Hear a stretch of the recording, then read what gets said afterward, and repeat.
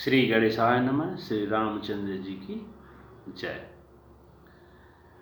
आप सभी लोगों को पुजारी फौजी बाबा की तरफ से दिल से प्रणाम।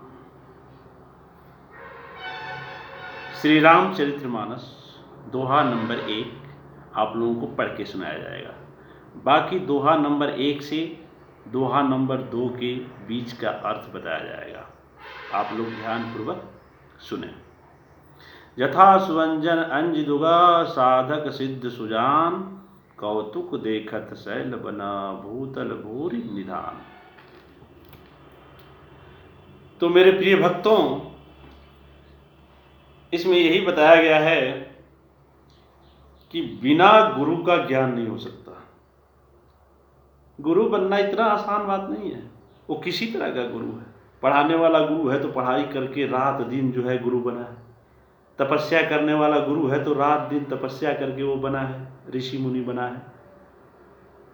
तो बड़ा कठिन मेहनत करने के बाद जो है ये ज्ञान प्राप्त होते हैं। तो कहा गया है कि मनुष्य जब तक आंखों पे यंत्र नहीं लगाएगा तो उसको पहाड़ आकाश पाताल के नीचे क्या है कुछ पता नहीं चलेगा। इसीलिए यंत्र का सहारा लेना पड़ता है।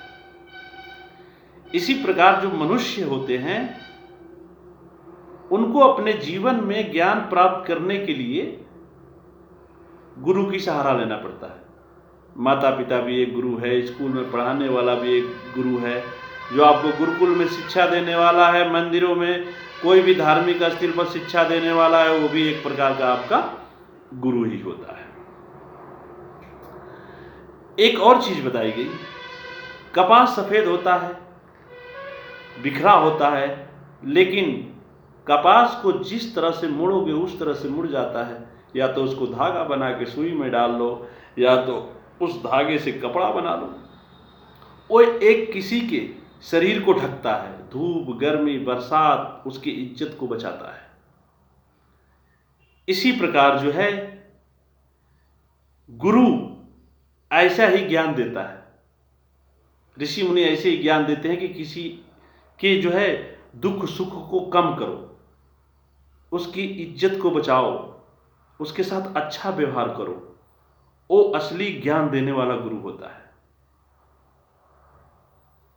एक और चीज लिखी गई थी कि गंगा जमुना सरस्वती जो प्रयागराज में इन तीनों नदियों का मिलन होता है, वहां पे विष्णु भगवान और शंकर भगवान का जो प्रवचन होता है उसको सुनिए, आपका कष्ट दूर होता है। इसलिए हर साल कुंभ मेला लगता है, उसमें जाइए, बहुत साधु संत आते हैं जो वहां पे इस चीज को आपको सुनाते हैं। तो आप जाइए, स्नान कीजिए। संगम में स्नान करना बहुत ही महत्वपूर्ण माना गया है। वहीं पर जो राजा अकबर का किला है उसके पीछे अक्षय वट है, जहां पे मैं गया हूं। वहां पे श्री राम जी लक्ष्मण जी सीता जी वनवास जा रहे थे तो वहां पे रुके थे और पूजा पाठ किए थे। आज भी है, आप जाकर वहां पूजा पाठ कर सकते हैं, देख सकते हैं। जो किले के ठीक पीछे नदी के किनारे है, जहां पे जीजाबाई घाट जो है अकबर की पत्नी जहां पे नहाने जाती थी, वहीं पे। तो मेरे प्रिय भक्तों, तो आज का जो है प्रसंग यहीं पे मैं समाप्त करना चाहता हूं। अगली बार दोहा नंबर 2 के साथ और उनके अर्थ बताऊंगा, तो आप हमें जाने की अनुमति दीजिए। धन्यवाद।